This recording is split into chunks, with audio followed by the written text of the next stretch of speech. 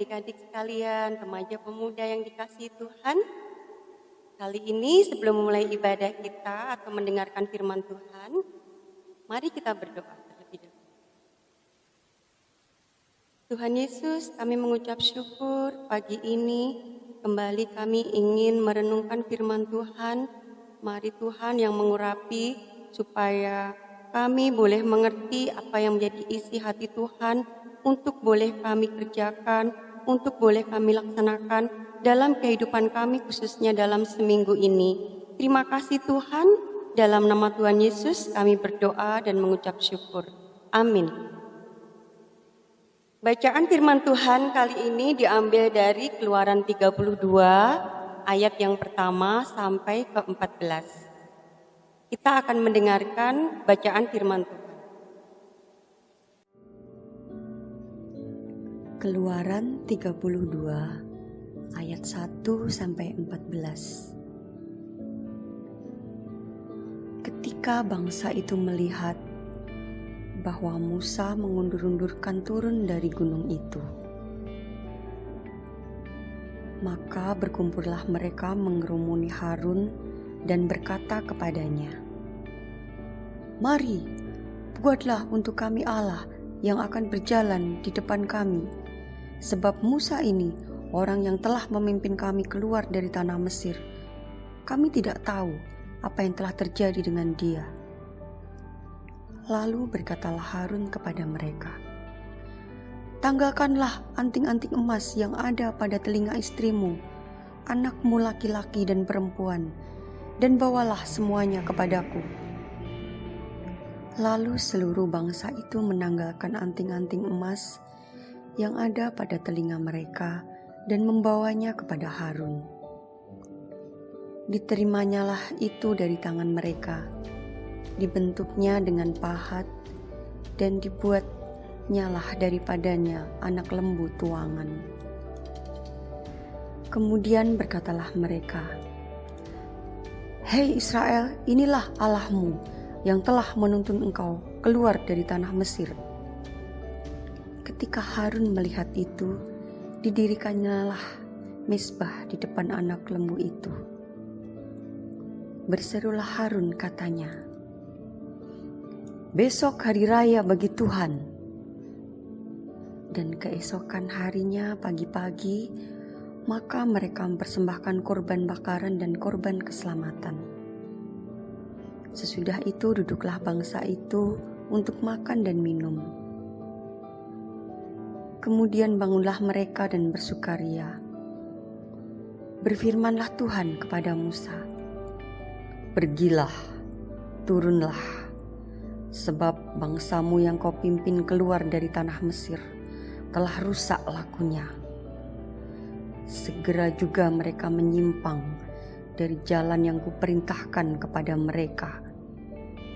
Mereka telah membuat anak lembu tuangan, dan kepadanya mereka sujud menyembah dan mempersembahkan korban, sambil berkata, "Hai Israel, inilah Allahmu yang telah menuntun engkau keluar dari tanah Mesir." Lagi firman Tuhan kepada Musa, "Telah kulihat bangsa ini, dan sesungguhnya mereka adalah suatu bangsa yang tegar tengkuk. Oleh sebab itu, biarkanlah aku, supaya murkaku bangkit terhadap mereka, dan aku akan membinasakan mereka. Tetapi engkau akan kubuat menjadi bangsa yang besar." Lalu Musa mencoba melunakkan hati Tuhan dan dengan berkata, "Mengapakah Tuhan murkamu bangkit terhadap umatmu yang telah kau bawa keluar dari tanah Mesir dengan kekuatan yang besar dan dengan tangan yang kuat? Mengapakah orang Mesir akan berkata, 'Dia membawa mereka keluar dengan maksud menimpakan malapetaka kepada mereka dan membunuh mereka di gunung dan membinasakannya dari muka bumi?' Berbaliklah dari murkamu yang menyala-nyala itu, dan menyesalah karena malapetaka yang hendak kau datangkan kepada umatmu. Ingatlah kepada Abraham, Ishak, dan Israel hamba-hambamu itu. Sebab kepada mereka engkau telah bersumpah demi dirimu sendiri, dengan berfirman kepada mereka, Aku akan membuat keturunanmu sebanyak bintang di langit, dan seluruh negeri yang telah kujanjikan ini akan kuberikan kepada keturunanmu, supaya dimilikinya untuk selama-lamanya. Dan menyesalah Tuhan karena malapetaka yang dirancangkannya atas umatnya. Dari bacaan firman Tuhan yang sudah kita baca bersama-sama tadi, kita akan belajar merenungkan tema kita kali ini, yaitu adalah fokus pada Tuhan.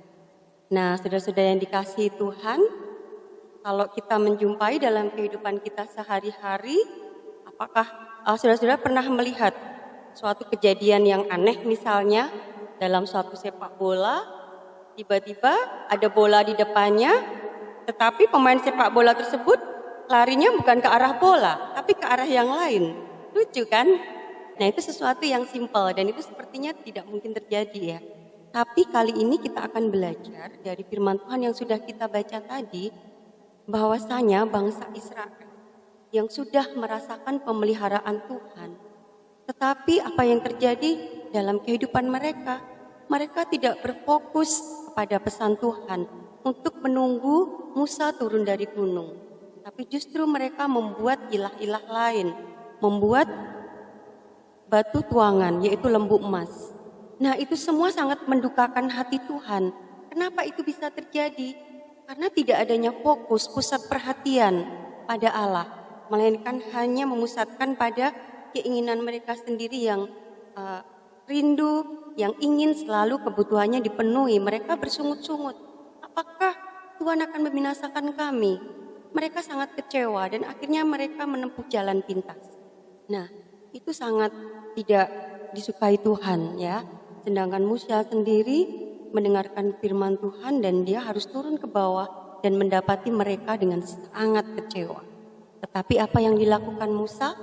Musa meminta Tuhan untuk melunakkan hatinya, melunakkan kemarahannya untuk menghukum bangsa Israel. Nah, kali ini kita akan belajar dalam aplikasi kita dalam sehari-hari. Sebagai seorang pemuda yang dikasihi Tuhan, remaja yang dikasihi Tuhan, apakah selama ini kita sudah belajar untuk memusatkan perhatian seperti halnya dalam keluarga yang sangat sederhana? Bagaimana kita menghormati orang tua kita? Ketika kita berpusat pada mereka, setiap nasihat, apapun yang dianjurkan, tentu kita akan mengerjakannya dengan baik. Tetapi saat kita tidak berfokus pada hal yang kecil, menghormati orang tua, kita tidak menuruti nasihat orang tua, akan terjadi hal yang tidak disukai Tuhan juga. Kita akan menuruti egois kita sebagai seorang pribadi yang remaja pemuda cenderung berontak gitu ya, ingin egoisnya yang dipenuhi.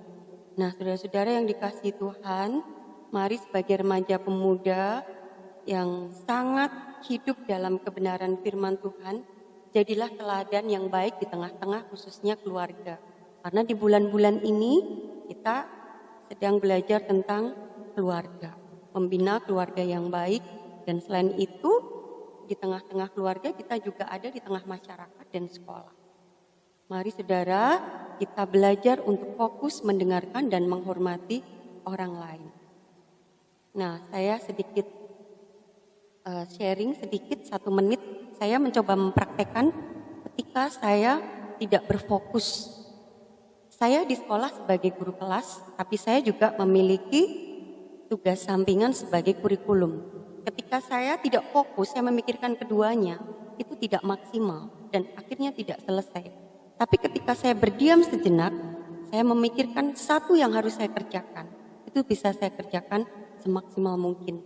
Nah, adik-adik, remaja dan pemuda, silahkan adik-adik buktikan itu dalam kehidupan saudara, sebagai bukti bahwa apapun yang saudara-saudara kerjakan itu semua untuk kemuliaan Tuhan.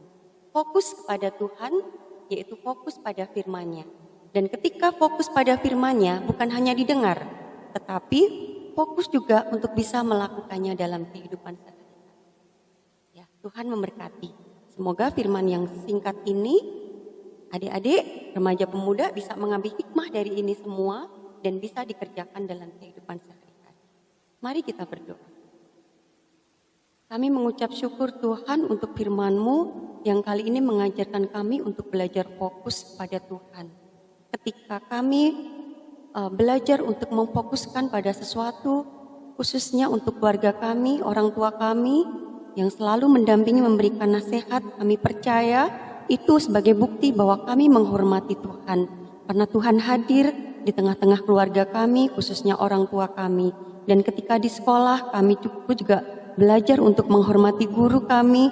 Demikian juga di tengah-tengah masyarakat, kami juga belajar untuk menghormati, menghargai lingkungan kami. Itu sebagai bukti bahwa kami sangat menghormati Tuhan. Pimpin kami, tolong kami, mampukan kami, supaya kami boleh melakukannya dalam kehidupan kami. Sebagai pemuda remaja yang tidak lepas dari persoalan dan permasalahan, kami mohon pertolongan Tuhan. Di dalam nama Tuhan Yesus kami sudah berdoa. Amin. Tuhan Yesus memberkati. Selamat hari Minggu.